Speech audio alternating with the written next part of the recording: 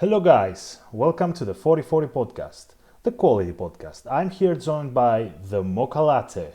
What's up? I am the Mocha Latte, and I taught all the top players everything they know. And we thank you for it. As a top player, as a top three player, I thank you for teaching Yeah, me. I've been playing Greatsword for about 1 or 2 weeks now, and I'm already like way better than G9 with the Greatsword. What's a G9? Is he like good or I something? don't. It's not. Well, I mean, I'm not saying that myself because that would just be kind of arrogant to say. I just know people that would say that. Oh, all right, all right. And the top players, thank you for teaching us, Mocha Latte. We are very grateful to you. So Yeah, you're welcome, guys. if you guys don't know Mocha Latte, he's not delusional or anything. He's being funny. He thinks he's being funny. For me, he is, but I don't know for everybody.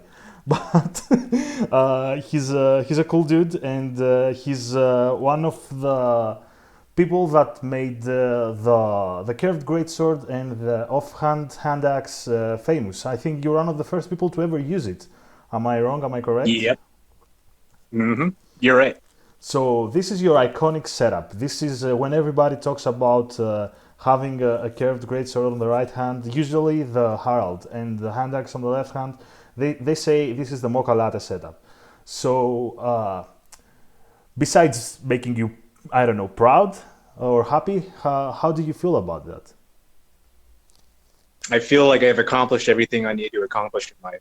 So Oh, I can die happy now. you ascended. You're beyond Dark Souls normal player base right now. To be honest. Yeah, I got an invitation into the Illuminati because of it. So But how did you come up with the idea? Did you go to the Mensa IQ school or something? What's the story behind the most famous Dark Souls 3 setup? oh man, the Dark Souls 3, like the thing about it was like I've been when I first started, well, kind of the early days when I was invading, Hmm. um, I was using the Great Club, and I could hit people with it if they were being dumb, but I couldn't chase people down with it. Yeah. And I noticed Skitter the tryhard, he was running around with the Murakumo, and it was really fun to watch. And sometimes I noticed that he had a hard time finishing people off. Hmm. So there was just that in the back of my head, and I was switching between strength build and dex build, and um, I had fun with dex build, but I couldn't really harass my opponent as much as I wanted to, Yeah. and I could finish them off when I hit them, but I was squishy and all that fun stuff. So, but the strength builds had, I kind of felt in my head I was invading in solo 50. Hmm. So, and I was also watching Reven at the same time because I was still new and all that fun stuff. So I learned a lot from his channel. Okay. Say what you will about him, but like I was watching him, he was running around with the four-pronged plow and the offhand straight sword. So I was thinking like, oh, maybe I could just do something like that. Yeah. Okay. I was just testing all the weapons out. What's going to be the fastest? What's going to be like the roll catch machine? What's going to be the easiest thing to roll catch somebody with? Hand axe just was the fastest one-handed weapon for me to put in my weapon, Yeah. and I was just running around using that like I would a curve sword. Hmm. And there's some pros and cons to it, of course. Um, it's definitely just like an invasion setup. It's not something you want to duel with. Yeah. Yeah. Yeah, it helps me kill people quickly when I have them isolated, and I made a video on it with me being kind of salty and pontiff, but it was nothing but fame and bitches from there. Oh, right. And money, I guess. Yeah. How's your new Lambo, by the way? Yeah, it's pretty good. Nice. Nice to see the Dark Souls money are paying off. Yep. So, I want to know about your gaming background. You didn't start playing Dark Souls right away, right? You were famous Right. Like, for a Street Fighter video. oh yeah, yeah. So I was primarily like a Street Fighter player, and then like I eventually started playing Dark Souls to relax because Street Fighter is real. Like if you think Pontiff is sweaty, Street Fighter gets super sweaty, and like it's actually a good thing to be sweaty in Street Fighter. There is, Hmm. I don't know, it was kind of like a mind fuck coming into Dark Souls when people would get mad at you for doing a certain thing or doing R1 spam or whatever. So, Yeah. but anyway, that's besides the point. Like So how did you primarily start? a Street Fighter player, yeah, and then Dark Souls was just something I did to unwind. PvP. First Souls game was Bloodborne, actually. Oh, And then I started doing Dark Souls 3 at around like 2 years after release. I wasn't around for Carthage Curse. yeah, same. Same for me. How did you get into Invasions? I got into Invasions. There's a couple uploaders. So there was, of course, Saint Riot. There was Schwa Akari, and then Hmm. there was Skitter the Tryhard. Those are like the holy trinity of fun videos to watch. And I was thinking to myself, "Ooh, that looks really fun." Because I tried it. I actually did try invading when I first started, so I can get that Bloodborne Leonhard set. Hmm. And I was invading in high wall. I was just getting ganked left and right, and it made me want to get better because like that made me like salty, but in a good way because I just wanted to like invade right again. Every time I lost, I was like, "Let me try something different. Let me try something different." Yeah. And they're throwing shit at my corpse and pointing down and all that fun stuff. But I was like, "Give me that run back. Let's go." Yeah, that's the secret behind invading. Yeah, if you lose, just invade again. It's nothing, you know. So Yeah, yeah, like I've noticed also too, like that is one.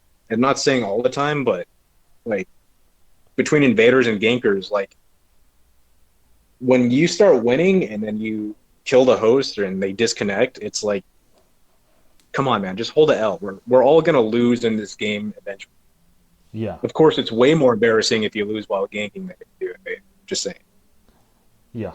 I'd probably disconnect too and hang myself. Um, I wanted to talk about how we met. So not a lot of people know that. I think just you and me, I guess. But Yeah, after Mr. Slidog made the video about the Untrue Dark Ring, and he got a lot of hit about it.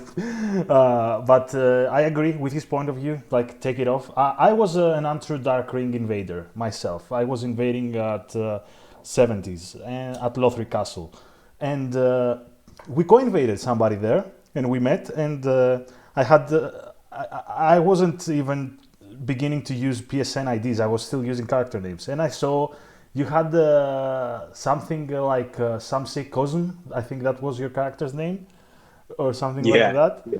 And Some say Cosm. yeah, and I messaged you and I said, "Dude, you're the Mocha Latte," and you said, "Yeah, yeah, yeah. Take the Untrue Darkring off the next time." Yeah, for sure, man. That's how we met, and Yeah, I it was was just very being an funny. edgy tryhard. No, no, no, no. I respect being. Look, I respect people that are true to what they do. Like if they say like, I don't want to lose. I'm gonna do anything in my that I can do to not lose. I want to do anything that I can to achieve my goals. I respect that, right? Me myself, I'm not so much of a tryhard. I am a tryhard sometimes, but I'm using stupid weapons. So I respect people that hold truth to themselves. If you know what I mean. Yeah, I mean, personally, I think it's fine to wear Untrue Dark Ring in regular invasions, but it's just in the real sweaty spots like Gank City, just that doesn't have a place there. Yeah, yeah, I agree. I agree. Gang City is a team deathmatch with a lot of traders on your side. Yeah, it's a team deathmatch, and I always get like the short end of the stick. Yeah. Just complete newbie players that think it's a good idea to invade there specifically at 120 when they just started PvP. Hmm. I think everybody And goes there at it's, one point. yeah, but damn, like why do they flock to Gank City invasions and meta when that's the Gank hotspot with, I don't know. I could rant about that all day. Come again? I could rant about that all day. I mean, there's nothing wrong with being a newbie. It's just don't do it. Don't do it here. I'm trying to win. Yeah, I know what you mean. I know what you mean. But there was the other day we were talking about it. on our Illuminati society about Yeah. Pep had a video about him killing a noob invader. Do you remember that? Have you seen that? Yeah, that's the one where he was going up against the dudes that were Estes canceling Yeah, him. yeah. And Pep killed the invader, and some people disagreed with that. But I actually agreed with Pep that that invader was a goldfish in shark waters. Like he was if he was gonna stay in the invasion, the only help he was gonna give you was like for 5 seconds, like if he managed to distract someone from the gang. So I think Pep did good to kill him. But on the other hand, some people see this as gatekeeping, and like somebody commented like saying something like, "Oh, what is it now? Now new players cannot invade at all." And there's a point there, in my opinion. What do you think? I don't think they have a point at all. I think that was just the correct move from a strategic standpoint, and it's also the correct move when it comes to sending a message. I think it tells the gank that you're not fucking around. Yeah. So there's a psychological edge you get when you just like dispatch somebody really quickly. Mm-hmm. Um, it's strategically correct to just re-roll for a better invader. Yeah. Um, That's why I agreed with that. But on the other hand, I would do it too, probably. But I don't want to be a hypocrite. Like, I'm not going to say, like, oh, I'm better than you. I wouldn't do that or something like that. It's not about being better. But you know what I mean. I would kill that invader without a second thought if I thought that he was going to botch my invasion. And mhm. I think Pep did a bit early, but as soon as he saw the setup, like medium shield, an axe, it was like the serpent hatchet. He killed him immediately. But I Yeah, it was like respect Shield of Want, Serpent Hatchet, and he was wearing, I don't know, like Fallen Knight. Artorias set or He something. was a Fallen Knight. Oh, Fallen Knight. Nice. Right on. Uh, Love it. yeah, that reminds me of the Kaiser Soze story from The Usual Suspects. Have you watched that movie? Oh, dude, I love that movie. Like the mafia goes to, there's this story for the people that don't know. There's this mafioso, Kaiser Soze. He's a gangster, something like that. And some people go and kidnap his family, and they say, if you don't stop your activities, like they were rival gangsters, they said to Kaiser Soze, if you don't stop your activities, we're gonna kill your family. And Kaiser Soze, the absolute madman, murders his family in front of them, like Yeah. to get a message across, like what you said. Yeah, dude, Pep is Kaiser Soze. Is Pep an evil Who is Pep? mastermind? Like, yeah, who is Kaiser Soze? Who is Pep? Like, don't speak his, you can't speak his name. Like, Yeah. he knows where you live, dude. Let's get your IP address. Yeah, for me, it might actually be true. Pep might actually know where I live. Yeah. We used to play together. So, while he was on PS4. Um, so this what we just talked about, this mentality is called the try hard mentality, and some people may disagree with that. And although I respect different opinions, I'm gonna be the devil's advocate right now. Okay, Hmm. even though I'm with you on this one, I'm gonna be the voice of the newer invaders, of the invaders that support that, give this guy a chance, because we all needed a chance at some point, right? Right.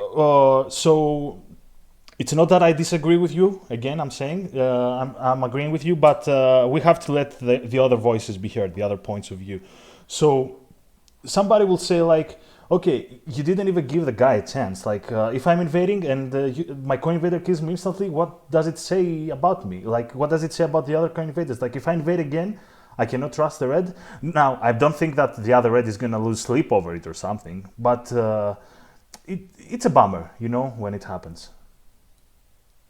Yeah, like my point of view is that it's kind of like it's just tough love. You have to take those L's in that fashion because when I first started, I was getting ganked by S-Dots and Highwall, and I was getting shit thrown at my corpse. I was getting completely stomped by Hosts and Crucifixion Woods, Mm-hmm. and I had to deal with Trader Reds and Trader Watchdogs and all that fun stuff. Mm-hmm. I think I think when you say oh, he's not allowed to play because he's a noob. Well, that is, he played for a short amount of time, and it's going to be on him whether or not he wants to push through that and level up or Yeah. To be put in the honest, work. you could have killed me when we met, like when I was using the True Darkening. The thought crossed your mind. You can't lie to me. I know the thought because I know you. I know how you think. The thought crossed your mind. But even if you did, Well, I was no, actually that thought didn't cross my mind. Like as soon as I figured out you were Invader, I decided, yeah, he's on my team, and it didn't really matter to me whether or not other invaders are tryharding because I wasn't yet at that level where I had to fight other cutthroats in Gang City and Crucifixion Wood. mm-hmm. Okay. That thought even didn't even cross my mind. I knew that I wasn't ready for Gang City, and that's why I was kind of invading other levels. Mm-hmm. Okay. And yeah, I didn't mind that at all. So you're a big advocate for the try-hard mentality. What does that Yeah, entail? especially amongst invaders that are going to Gang City. 100% anti-untrue Dark Ring. If you're in Gang City, do whatever you want if you're against PvEers. Yeah. I mean, by now, you get to a point where if you can win 10% of your invasions in Gang City, Yeah. I think you are a monster and you, like, I'm not, all right, this is going to sound like a humble brag, and it probably is, but it's just, you get to a certain point where if you go up against when I go up against PvEers nowadays, it's like as soon as I spot them, they're dead in 5 seconds. They Yeah. don't know what they're doing. Yeah. So like I can't even invade them. Mm-hmm.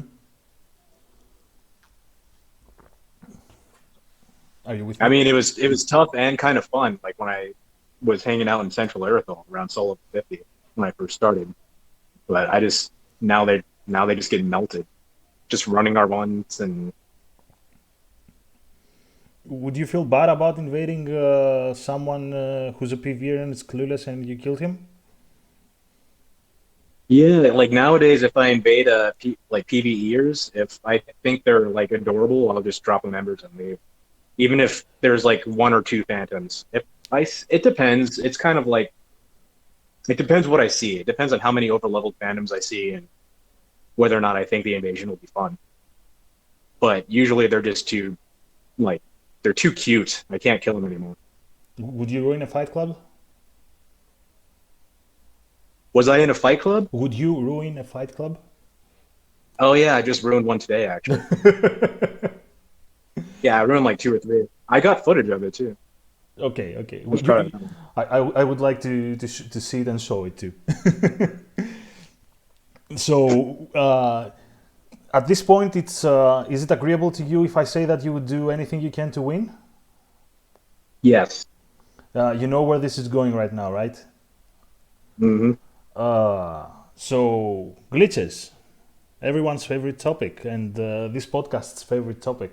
I'm gonna say my position first because I'm the host of this podcast, and fuck you, I can do what I want, and then you're gonna talk. But Okay. uh, I was against glitches at first because I didn't want them to get too popular and change the game completely like it happened in DS1. But the situation got out of control, and now everybody and their mothers are using it. They're using the Estus refill, the Estus cancel, the move swap glitch, the weapon art glitches and stuff. And I didn't want to use them at first, but lately I gotta admit I'm using the Estus cancel glitch, and I haven't gotten to a point where I can use the weapon art swap glitch in an invasion. I haven't tried that because I'm still trying to uphold to my values, I guess. But nowadays, I believe if you want to survive a gank that is glitching, you have to glitch yourself, right? Um, Pretty much if you want to stay on top of it. Well, I don't think you necessarily have to, Yeah. but I think the game has just changed, and it's just nice to like pull out the Millwood bow in your right hand and Mm-hmm. the short bow in your left hand, and just one shot the host as soon as you see them do something fishy. So, And just kill um, motherfuckers. yeah, I see the host fat glitching on the ladder. Like, okay, Like all bets are off. You know, we're playing a different game now. Let's do it. If I see somebody do an Estus cancel, like it's on. Completely different game now, and pretty much anything I do now is fair game. Yeah. Okay. And I think I still think it's I haven't done it like against people who haven't glitched in front of me. Yeah. But I'm starting to think that maybe I should start glitching just by default, because when you have 3 overleveled phantoms camping in that pond like porch, I'm just like, what's wrong? Because all right, think about it. What's wrong with glitches at the end of the day? It's because they're unfair and they break the game. Yeah. What is unfair and what breaks the game? What makes the game unfair and unfun? The spawn camping and the pond porch, right? Yeah. With non-skilled phantoms, or even if they're not non-skilled, like if I could just roll up there with the obscuring ring and one shot them, then sure. Like they have no right to cry about it. You Yeah. have no right to cry about that when you're playing that. Yeah. Yeah. And like I actually got hate mail from like a mage dude. He was running around like doing the bow glitch Crystal Soul Spear, and I one shot him with the Millwood bow, and he sent me hate mail over it. And I'm like, you did it first, and he's like, yeah, but yours is too overpowered. I'm like, wait a minute. So you insta casting 2 Crystal Soul Spears is not too overpowered. It's not game breaking, but Jesus you're Christ. gonna cry about getting one shot by the Millwood bow. Get out of here, dude. Yeah. It really is kind of a binary situation. It's like you do one glitch, just one, and I see it, all bets are up. Yeah. Even if I it don't is. care how overpowered the glitch is. I don't care how underpowered the glitch is. Yeah. Yeah. But like before the bow glitch, all you saw, most glitches that you saw were the favor glitch and the giant glitch. You know that they let you to get outside of the map and you could grief invaders. And as soon as the fab glitch can be combated with another fab glitch by your side, right? But then again, the out of bounds glitch, where you repost the giant and you get out of the map at Pontiff. Oh yeah. Yeah, you cannot fight that. I actually do block those people when they do that. I Yeah, don't want to sit around and same, just watch same, people same, meme. same. I block those people too because there's no invasion there. There's nothing you can do to fight there, right?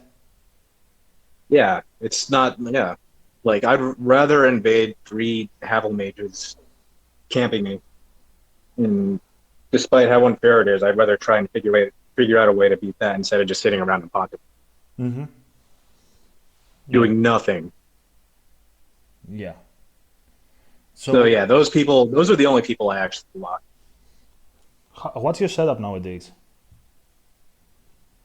My setup is still kind of like Herald hand axe. I've kind of switched out the hand axe for the straight like Lothric sword just because it's most people who gank in Pontiff, they're all like Brazilian or some shit. So I can't roll catch them. Yeah, And I just have to get those fraudulent straight sword roll catches in order to actually hit them. yeah, Because the purpose of hand axe is you wait for them to roll and then you swing. yeah, But it just doesn't work when there's too much latency. yeah. You have to You predict can't it. punish parries when there's too much latency. So Yeah, I'm just gonna like just say fuck it, straight sword spam. Like they can't third swing parry it and go all out with it. Why not? yeah. All right, I hear you. Yeah, Uh, yeah. And I kind of switch between that and the hand axe depending on how the latency is and curved swords. And so yeah, it's just I got curved sword, spear, straight sword, herald, hand axe. That's so, it. Like I got all the weapons you need. do you care about fashion? Sometimes Yeah, I like to find like some kind of happy medium. Like I'm not going to go into Souls Planner and then just like plug in what gives me the most amount of well I do that for one build, mm-hmm. but everything else I will sacrifice like 1 or 2 points maybe to Mm-hmm. just make my character look at least somewhat cohesive. Yeah, I started out like all my characters were basically just Bloodborne fashion, was trying to like do like a Bloodborne thing, Mm-hmm. and that's just not the case anymore. Now it's just like absorption, defense, and efficiency, Yeah, and like I'll maybe sacrifice 1 or 2 points at most to it's all about efficiency nowadays. yeah. We can't enjoy the game So I think anymore. yeah, you can find at least like some kind of a happy medium, but I still think like the basic requirement is like you have to be somewhat thick. You got to make your character a little. Uh, do you gank? No, I don't. Would you like to gank with me? Yes, I would. Would you be obnoxious and stuff? Like not on everybody, like on people that piss you off. Because I like to be obnoxious on people that pull certain strings on me. Yeah. Would you like if we ganked the community and made everybody hate us? Yeah, man. Let's do it. Let's become the most hated gankers of all time. Yeah, I Let's can do become that. like more like Wi-Fi. Turn off. Yeah, unplug your. Yeah, and go full Wi-Fi. Like Reignite paired straight swords. Like just shit you can easily parry, but you can't. I would do And then that. just roll. Just panic roll all day, and you can't get roll caught. And then spam parry. You can't get fine. It's fine. Yeah, yeah, I would like that. A little bird told me that you like to invade at the woods nowadays. Besides Pontiff, of course, Pontiff meta, you invade at the woods.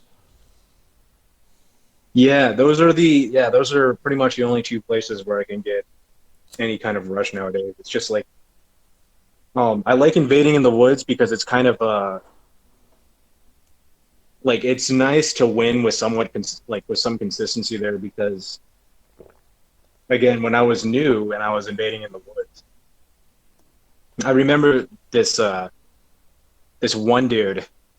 He was running. This is my first twink character, by the way. Mm-hmm. So I made it a dude Bloodborne fashion, so it wasn't super optimal, but at the same time, it was a twink. Yeah. There's this dude running around the Crucifixion Woods. His name was Twink Buster. All right. I like him already. He was wearing like the Lothric Knight set, and then sometimes like full Gundar set, and he was using the pickaxe. Mm-hmm. Man, I didn't know anything about phantom range or spacing latency back then, Mm-hmm. and I didn't know how to play in latency, and I didn't know how parries work, so I was trying to parry everything on reaction. Yeah. Of course, we all know that just is not a good idea because latency. Yeah. So I was spamming parry and just getting smacked around and like all these favorable trades. He was talking mad shit too. He was like, "Get good, you little scrub." He's like, "You twink." Was he sending And hate mail?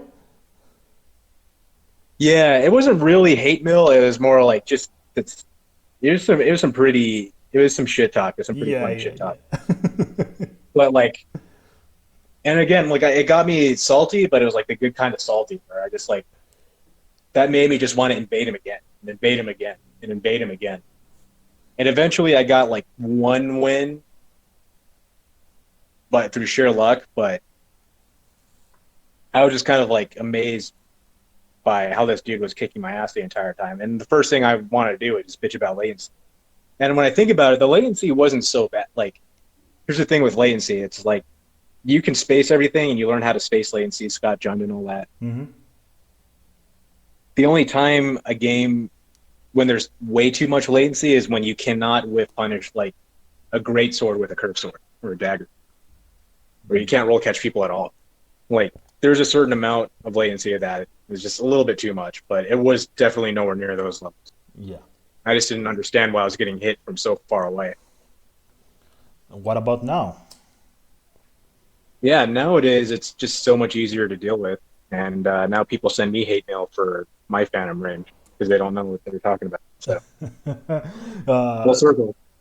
What's your setup at But Wix? I'm not like I want to explain it to them, but I'm not going to spurg out over a PSN, and I'm not going to like spend the time out of my day to type it out on a PS4 key. I know. So I just respond lol and And move on with your life. yeah, cry more, son. Well, look, I play fighting games too, although you wouldn't consider them fighting games. I play Mortal Kombat, and Yeah, that's a fighting game for sure. especially Yeah, it's Mortal definitely a Kombat fighting game. 11, the latest, is it's a very technical game. It's got it teaches you everything you want to know in the tutorial. Teaches you about parrying, about perfect blocking, about frames, about block frames, stagger frames, whiff frames, stuff like that.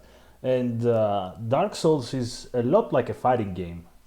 It's actually a lot like a fighting game when it comes to mechanics. And you're a fighting game player at heart. You can't fool me. You're not a Dark Souls player at heart. You're a fighting game player at heart.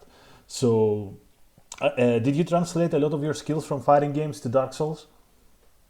Yes. Uh, like the footsie game from fighting games translates to Dark Souls very well. Okay, let me explain to the It's viewers. just that Dark Souls is kind of like Yeah. unbalanced in a lot of certain aspects. Like it's very difficult to play aggressive. Yeah. Like you have to like take your time against good player. Like I don't even think the really good players are all that talented or impressive. I think all they're doing really is just running away. Mm-hmm. And Yeah. it's like you try and pull that shit in a fighting game, you're gonna get stomped on. Like someone's just gonna walk you, like they're gonna walk you down into the corner, and then you can't move Yeah. as much as you would like to. So there, see the thing with fighting games is there's corners, Yeah. so there's a limited amount of space for you to move around. Yeah. If you just want to back up and try and whiff punish people all day, that person's just gonna walk you down into the corner, or also there's a lot more variety in the move sets too, so you can't really react to it. So reacting to shit in Dark Souls is way easier. Like you react to one thing with one button and you have all the time in the world to react to it. It's just not that. That's just not the case in fighting games. And also there's a corner to punish you for just being too passive. Uh, Um, I want to explain to the for not viewers. contesting. Give me one moment to explain to the viewers what footsies is, because not a lot of people know about it. So in fighting games, In you Dark got Souls they call it spacing. In fighting yeah, games we call it foot. Yeah. exactly, exactly. It's that thing. It's that thing. It's the down threes, the down fours. It's like low kicking in fighting games and trying to keep your opponent away with neutral buttons, like with neutral stances. So it's the same thing in Dark Souls, but in Dark Souls you don't have to initiate the fight with a move. You just have to walk towards them or away from them. That's how Dark Souls works. Uh, so me in my fighting style, I like in fighting games, I like to pressure my opponent a lot. I love massing, but not randomly massing. I love save strings, and I love chip damage. So I translate that into Dark Souls with my Valorant playstyle. That I stay in your face and I pressure you with that weapon.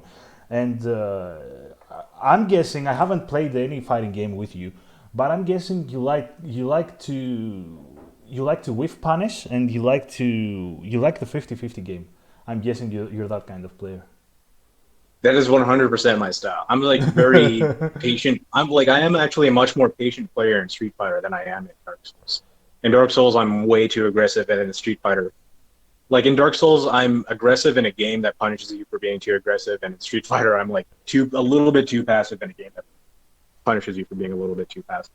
Yeah. Um, like yeah, my style in Street Fighter is I will just wait for you to do something stupid. Well, not just wait for you to do something stupid, because I will punish every mistake, but I pick my spots, land the knockdown, and then I try and just put you in a bunch of mix-ups Yeah. until so you can't play the game anymore, Yeah.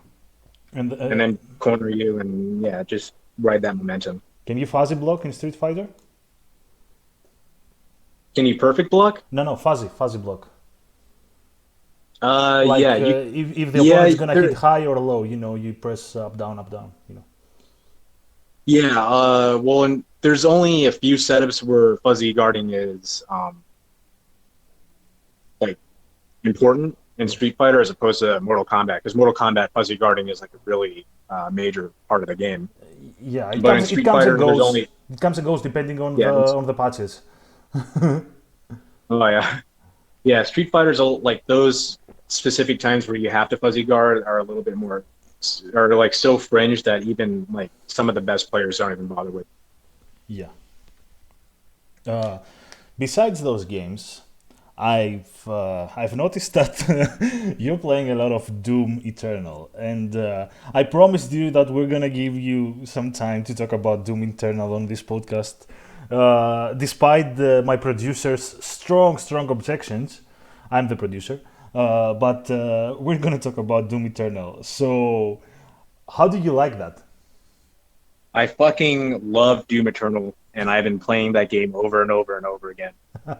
And like I said to you earlier, like I feel like a 5-year-old that's rewatching that same Disney movie like 10 Yeah. times in a row, but I'm just replaying Doom Eternal because the story and the lore and the way they present the story is just really interesting to me, and just the gameplay and the music because I'm a total metalhead, and Mick Gordon killed it.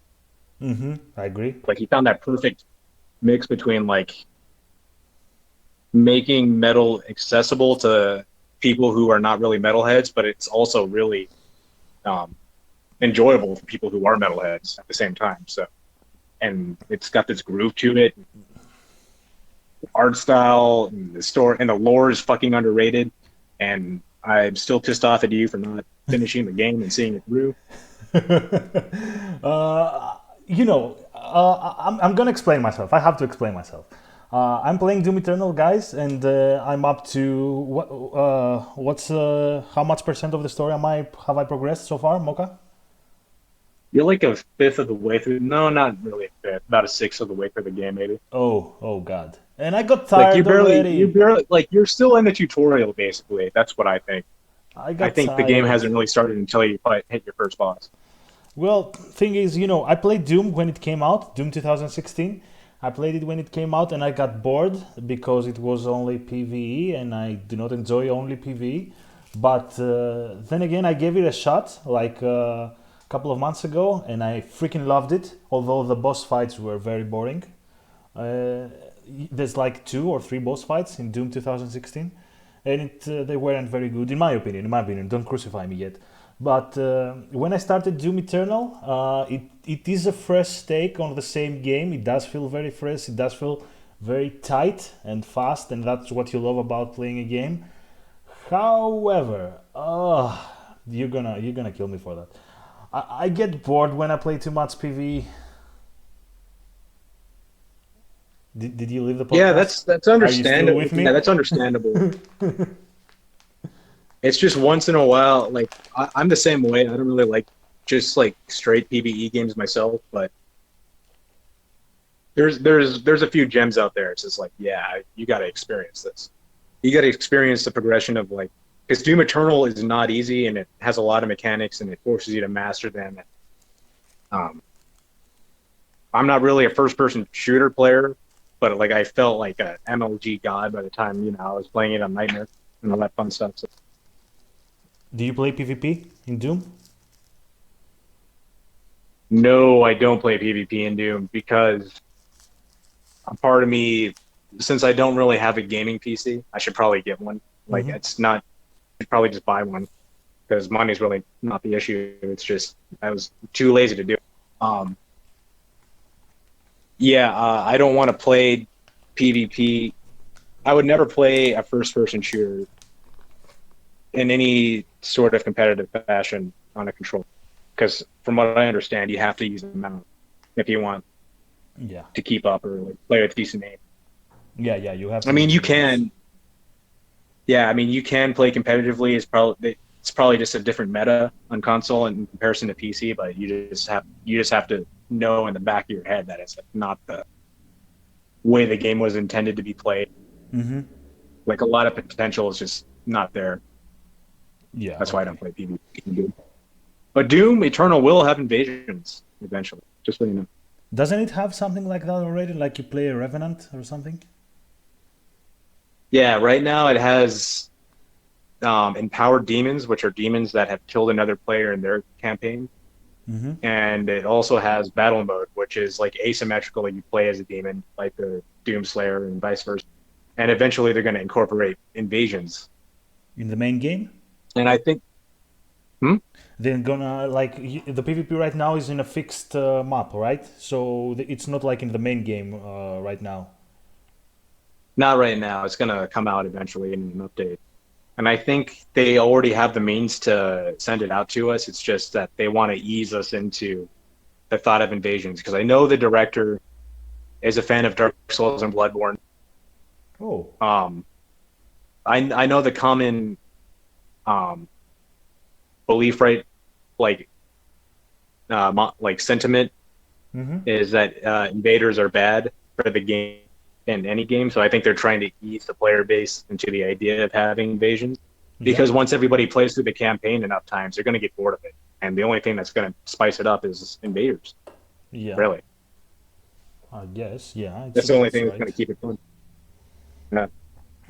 And so okay, tell me about how does it feel playing the same game over and over again, and how that makes it interesting. No, no, no, no. I know we're all playing Dark Souls. It's the same game again and again, but the online aspect makes it way spicier.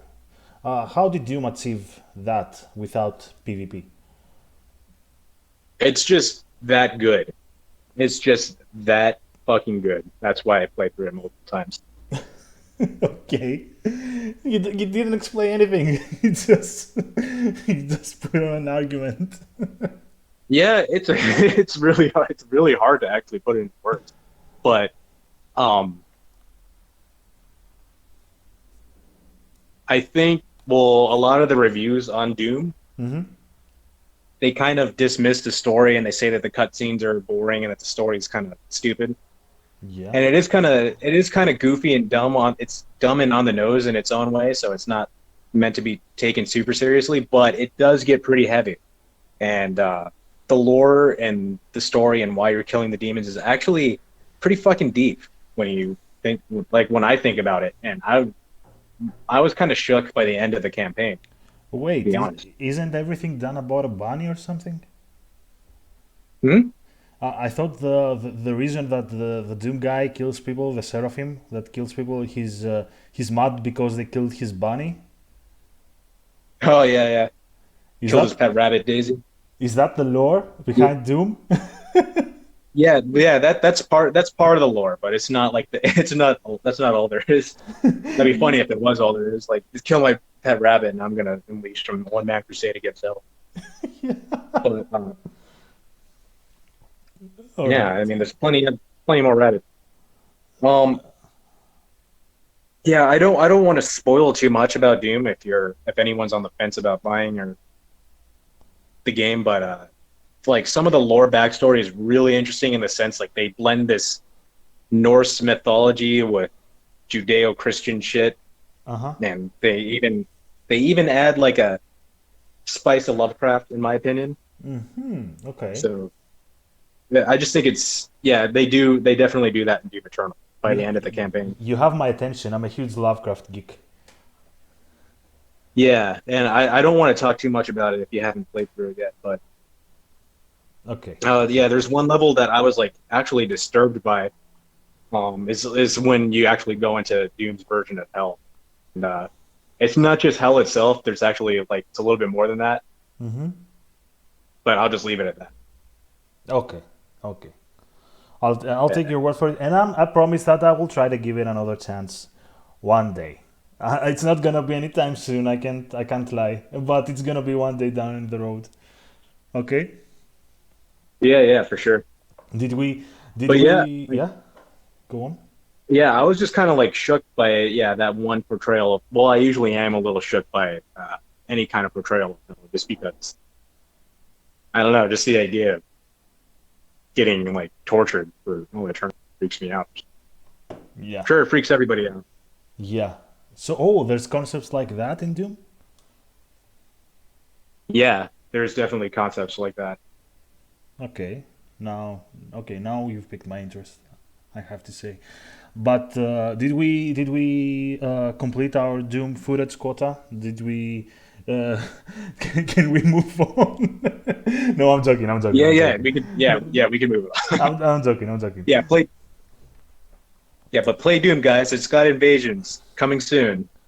Dark Souls 3 is coming to an end. Dark Souls will end one day, but Doom is eternal. Exactly. Yes. You stole my line. Dark Souls is temporary. Doom is eternal. But yeah, yeah. Once Elden Ring comes out, man, I'm Oh telling you. boy. Now you're scratching my wounds. I can't wait for the Elden Ring. I can't wait for that game. Yeah, what kind of PvP mechanics? Like, all right, so if you could change Dark Souls mechanics and just like kind of tweak them and rebalance it, and then basically have that Elden Ring PvP, what kind of things would you like to see like added and subtracted? I would I would make every weapon class viable if it is possible in any way. Like right now in Dark Souls, only the straight swords. Like the best weapon class is the straight sword. Right after that is the great sword. Like out of, I'm not talking about latency. Let's say there's no big latency, right? So the best you can do is sword and board. After that, great swords. After that, I guess spears or katanas running attacks, and then we go to the bigger weapons. Even the Pontiff Knight Curve Sword, like it's up there with the straight sword, I think. And I would take out the weapon classes. Like if I made the Elden Ring, if I was one of the developers, I would try to balance the weapon classes, like not like trying to making everything viable without too much effort. Because right now, if you want to make ultra great swords viable, like let's say in a dual situation, you have to use the roll-in 50-50 mix-up. You either roll attack or do an R1 or an R2 after the roll-in. But I would definitely change that. What do you think? First, well, when it comes to like, if I want to like nitpick at that, I think that's like, I think that is a good thing. I think you have to have some type of mix up with Mm-hmm. every weapon Mm-hmm. in order to actually play the game. Because without the mix up, there's no reason to whip it, right? Yeah, And so like whiff punishing wouldn't exist if it weren't for mix ups. If it weren't for mix ups, you have no reason not to just back up. yeah. Well, yeah, Dark Souls and Souls likes are inherently always going to be broken if you're talking about a one versus one Mm-hmm. and like an honor duel, just because it's if you're good enough, you can just back up and there's no penalty. So Yeah. well, yeah, we already kind of touched on that subject, but yeah, like what I would like to see in my mind Mm-hmm. is like appropriate risk rewards for parries. Like when you just throw out parries randomly, especially in high latency, and nobody can punish it. I think it's kind of like the risk reward is just way too skewed. The risk reward for trying to be aggressive is way too skewed. It's like way too difficult to stop people from just mashing roll. It takes a little bit too much work to stop people from just throwing out parries randomly in neutral. I think it should be almost a guaranteed like punish. If you go for a parry, you should commit to that because the reward for that is a one shot. Like you just instantly kill your opponent. Yeah. The risk is minimal, especially in an invasion. Yeah. But like one could also argue that that's what allows one person to beat multiple people. Come again? I I don't know. lost you there. What? What? Yeah, and like another small part of me thinks that like that's what allows for one person to beat teams of three or four sometimes Yeah. in invasion. So I don't know exactly how I would balance it, but I do think parries and rolling is a little bit too ridiculous right now. I think And yeah, of course, reposts I are would like to see overrated. every weapon class be viable too. Yeah. Yeah. Same. Same. I don't like But there reposts. will always be a top tier weapon. It's just like right now, like the disparity between like curve sword and a great club is just like way too high. Yeah. Yeah. Yeah. But I'm against criticals. I don't like criticals. Like I understand there's a certain skill to parrying, predicting your opponent, and there's a certain skill to backstab fishing, but I think they reward you way too much for not so much effort, in my opinion. Right now, For backstabs, I would like them. I would like the power level to be like in the middle between Dark Souls 1 and Dark Souls 3. Like it's just way too difficult to pull it off. in Dark Souls 3. Hmm. Like your opponent has to make a blatant mistake in order for you to backstab somebody. And backstabs are a part of why you get mix-ups. So I think Bloodborne did it I very do well. like backstabs, and I even like lag steps to be honest, because that kind of like adds some more depth to the game. Yeah, yeah, Because then you got to like think about like your opponent's latency shadow, and they got to think about yours, and you got to think about what they're able to react to and not based on like where you think they are, and that's when it actually starts adding some flavor and depth. Because without latency, like the game would be nothing but dagger. Like I'm telling you right now, would be like nothing every but. daggers. Hmm. It would just be Corby and Great Knight, nothing else. That's what I think it would pretty much boil down to. And murky. Yeah, Corby and Great Knife and Murky. Because maybe you can even pun it like just reaction parry a curve sword and he like without latency. Yeah, Maybe you can't. Maybe it's just a little bit too fast for a curve sword. So it might just be curve swords and daggers. yeah. Which the meta already kind of is that, but at least we got straight swords and spears right now. So I've actually labbed minimal latency with a friend. We got it down to 10 milliseconds to 15, something like that. And oh wow. yeah, and we tried to lab how the game would be after I think it was Scott Young's video that he did it too, and I labbed it with a friend, and it's I agree with you. It's a very different game without latency. It's you can actually reaction parry everything, even the Pontiff Knight with Oh the really? You with can with the reaction parry, yeah? Caestus Yeah. or a party shield. You can with a party shield and the Caestus. You at the very worst you get the partial parry, but you do get the parry if you reaction parry it. Even the what's it called, the Farm Greatsword, the L1, you can reaction parry it on minimal latency. It's way too easy. It's way too easy. You don't even have to wait to see it coming. If the opponent does it when you don't expect it, you can still parry it. You can still parry the dagger, not the greatsword. The dagger. That's how easy it is with minimal latency. So I agree with you on that. Wow. Then again, I think Bloodborne did it best when it comes to criticals. I'm not gonna talk about base weapon damage because you can die with 2R1s, but when it comes to criticals, Bloodborne did it way better with, at least with the backstabs, that you have to do a technical backstab in Bloodborne.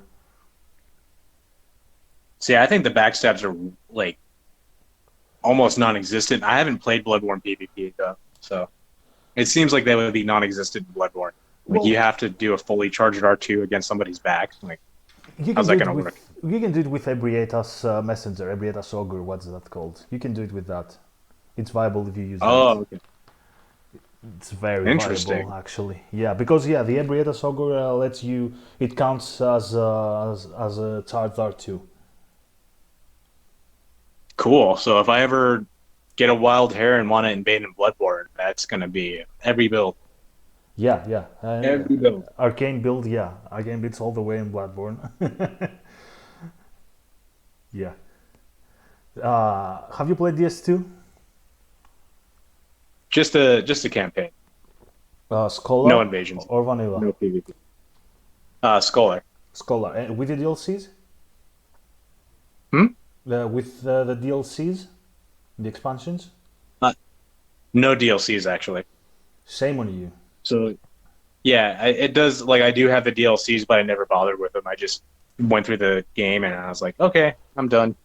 Back Yeah, yeah. to Street Fighter. Back Yeah, to Dark Souls 3. yeah. DS2 is. I disliked that game. I'm gonna lose a lot of subs for saying that, but I really disliked that game. I didn't like the base game. The DLCs are very good, are very interesting. They have some. The DLCs, you can see that Miyazaki worked on the DLCs, but the base campaign is very boring and the enemies are very basic at the base game. Then again, it's a good game standalone, but I don't think it's a very good Dark Souls game. Don't crucify me, guys. I'm sorry for saying that. Just an opinion here. Disclaimer. Now that seems to be like the common sentiment about Dark Souls 2. I mean, I like the game too. It didn't feel at all like a Dark Souls game though. Yeah, it was just so weird how it didn't feel like it had the dark fantasy but aspect to it, but it didn't have that edge. Like Dark Souls 1 and Dark Souls 3, they both have that edge to it, Yeah. that gritty feel to it. And Dark Souls 2 is kind of like I'm in Happy Land. Like just go to Majula and you just listen to that music and it's like how is this even remotely dark? Doesn't feel anything like Dark Souls. So yeah, just coming from, those dark gritty environments like Bloodborne, Dark Souls 3, Yeah. and then Dark Souls 1, that was like the actual order in which I played my Souls games, and then 2. 2 was the last one I played. A lot of people that started with Just felt like DS2. such a departure. Yeah. Go on, go on. Oh yeah, yeah. That was just my major criticism of Dark Souls 2 is that even though it's a fun game to play, it just didn't feel like Dark Souls. Yeah, I agree with you. I agree with you. But there's a lot of people that started with DS2 because the DS1 player base was very small compared to the other games' player bases, and there's a lot of people that came to the Soul series with DS2 and then or Bloodborne, but it's usually DS2, and it's the first love. It's your first experience with a Dark Souls game, so a lot of people like it for that. But those who have played Dark Souls 1, I've never even heard one person saying that. I'm talking about players that started with DS1. People that started with DS1, not even once have I heard one saying that, DS2 is better than DS1 or, DS2 is a good game. They dislike it. Yeah. Are you talking about like from a PvP perspective or a PvE No, no, perspective? just as a game. Yeah, like I think Dark Souls 2, like the design decisions were fine. It was just too much of a departure. Yeah. And that's also, I think, is like a major flaw with the Souls likes with the other developers that are making Souls games is they'll they'll try to do one like they'll try to add in a bunch of things that like distinguishes them from Souls games. Mm-hmm. Like for instance, like no other Souls like has PvP like Souls, and it's like I can't believe you're leaving out the most important aspect to Dark Souls. Yeah. No invasions? Are you out of your mind? You Yeah. have to have invasions in the Souls like. Yeah. Um, like the interconnected map and like the way the story is presented. Those are like I think are the three most important things of Souls. Yeah, yeah. We played some Remnant from the Ashes together, and Remnant had a good recipe. Although it didn't have PvP, the recipe was very good for a Souls-like, I think. Well, yeah, that game was just fun. Like I wouldn't even call it a Souls like. I would just call it like a game that has some influences from Souls. Yeah, Yeah, no, it's a Souls like. I'd call it a Souls like. Yeah, Remnant from the Ashes was good. The Surge 2 was amazing, and also Neo 2 was really fun. It's just that there's not much replayability to those games. Definitely must plays. You'll get at least 40 hours out of each of those games, but you're not gonna. That's not gonna keep you coming back for more. And sometimes like the storyline is just way too on the nose. It's not doesn't have that elusive Dark Soul like the way Miyazaki tells his story yeah, and the way the environment you kind of like let your imagination run wild. It's just not really there for those games yeah, to the same extent that they are in the Miyazaki verse. So, like other Souls likes need to have that subtle, elusive way of telling their story. They need PvP and they need that messaging system. Doesn't matter. Like I don't care how you're going to distinguish like yourself through combat or whatever. Like you got to have those things. a lot of my friends play Neo 2, and in our Illuminati society, you said that Neo 2 is a gamer's game. What does it mean? It's a gamer's game in the sense that like it's definitely directed towards the hardcore gaming audience. Like it has like the Souls like formula in the sense that like it's difficult. You have to learn enemy attack patterns, and then like you have to learn your character's crazy ass moveset because um it's kind of like a skill tree. Mm-hmm. You have to like so you unlock a bunch of different cool moves you can do with each weapon class. Mm-hmm. On top of that, and yeah, the dodge windows are very strict, Hmm. so it's very punishing Yeah, just in that Souls-like category. But it also has like a Diablo loot system, which is like I don't know, I'm not really into that. same. A little bit too much inventory management though. But like you combine those two elements together because like the average player is not going to want to play a Diablo-based loot game system Hmm. type of game, right? They're going to want to sift through their inventory. Yeah. For some people, it's kind of their thing because it kind of like triggers your hunter-gatherer instincts, and it feels good to do that. Yeah. And then it also has that Souls-like masochistic feel to it that so like you combine those two together and you definitely got a niche for like a hardcore player base. Would you like the Chalice dungeons to make a return to Elden Ring, like RNG maps? Like randomly generated, procedurally generated maps, kind of like Yeah, Chalice yeah, Dungeons. yeah. If there was something like that in the Elden Ring, would you like that? Just as long as there's also like a cohesive world along with it. So like yeah, you go in a certain area and I don't know, like the only thing that I don't like about that is like that's heavily associated with farming for me. Like just farming that one area so you can try and hopefully get a certain area so you can get, a certain weapon. Mm-hmm. I just don't want there to be too much farming. Yeah, But like if there's like a reward, like a cool non RNG based reward, so like which is like why I wish they did with Dark Souls 3 was like when you killed a host in a certain covenant, all it gives you is like that covenant item and like an ember. yeah. Well, in Like I Dark wish it would Souls be 1, like you you got get sig brows if you materials. win with a warrior or something like Yeah, something a little bit more impactful. yeah, yeah, yeah. In this one, if you played as a forest hunter, you got crafting materials for your character. Yeah, that'd be cool. Like shit, give us some more Titanite slabs. Don't give us just 15 per playthrough. Come on, Yeah, yeah. Don't force us let us to work save with it. scum. Yeah, give us incentive to invade. Give us a little bit more incentive. Yeah, I agree. I agree with you on that.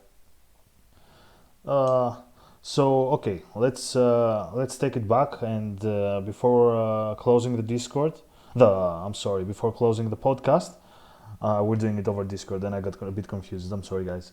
Before closing the podcast, I want you to make a statement about the Dark Souls 3 player base and your opinion on the last days of DS3 PvP as we are seeing it right now. Um, I think right now it's the Wild West. It's kind of pushing Dark Souls 1 levels of broken. Hmm. And if I see you doing any of that shit, I'm gonna hide in the corner of the map with an obscuring ring and the Millwood bow, and I'm coming for your ass, and then I'm gonna post it on YouTube. So that's what I have to say to the player base. And I have to say, yeah, it's not a big deal though, because like the game's, like almost done. It's almost completely dead Yeah. as is, and that's it pretty much. Like, um, never change gankers. You keep the game fun for me, I Do guess. do you hate gankers? I have like I don't hate them. It's just like I have a certain criticism about the mentality over it. Like me personally, I don't gank because of just how easy it is. So it's like this. I don't gank because for the same reason I don't really invade regular players all that often by now, just because if you're not if you're doing something that's too easy, so easy that it's boring, Yeah. then you shouldn't be doing it. That's just my personal philosophy. You also shouldn't be doing things that are too difficult that you just quit, right? Yeah. You're gonna be in the zone, and Yeah. so it's just like people. So like when you're ganking, you find that little happy place, and then you just get comfortable, and then you're not getting better as a player. Now, I'm not saying all of them are bad, like because there are some gankers and pontiffs that I've been running to, and they're fucking like these crazy like tournament player duelists, Hmm. and it's just like, goddamn, like they're probably yeah. Once in a while, you run into those types. For the most part, I think most of them are kind of ass up again. They think they're good, Yeah. but they're not.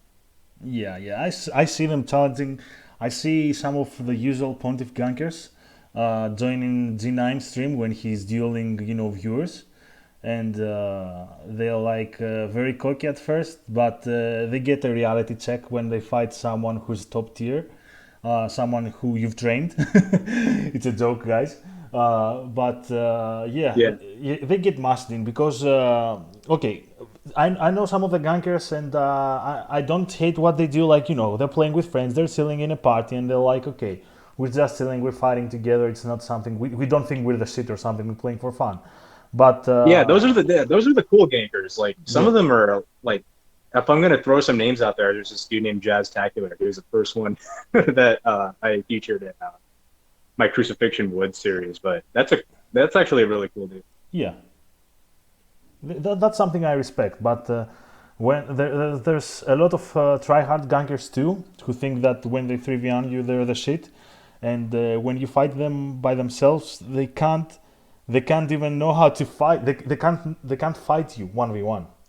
They get you see them getting destroyed like in split seconds. Well, yeah, that's something I've been running into a lot too. Is like when I finally get someone by on their own, they just run away. Yeah. This I'm like, yeah, yeah, boy, I would run away from me too if I were you. I'd run away from me too, baby. That's a good Go back to your mentality. house. Would you chase someone who's fab glitching after you've killed his phantom 10,000 times, or would you black crystal out? I would take note of his running path, put on the obscuring ring, put on the short bow, put on that Millwood bow, and just wait for him. Like that's actually a good thing. Like I actually Yeah. do think like thank God for that. Like without that, like I'd have no counter to that shit. And or people are like taunting me on the ladder fap glitching and just bust out the Millwood bow. People are doing like the Estus refill glitch. You Yeah. know, like okay, like you asked for it. There's this one time though, like I saw them doing that, and I was like, I'm gonna do this, and then like I fucked up the glitch, and then they killed me with it. So I felt like an idiot. It was fun. Well, you tried. Yeah, I tried. It's It's all the good. effort that But matters. there's plenty of people I also killed with the Millwood bow, and I feel pretty powerful. I feel pretty. I can actually They agree couldn't with see you. me till it was too late. Yeah, I agree with you that I can actually justify using the glitch if the other person is just fab glitching away.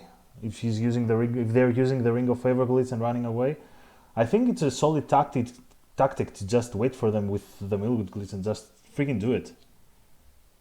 Yeah, and like even if you're not glitching, like you have no right to bitch about it when you're spawn camping invaders with overlevel phantom in the first place. Like, why do you not like it? Yeah. Because it's unfair? Like, dude, fairness was thrown out the window as soon as you started doing that shit. Yeah.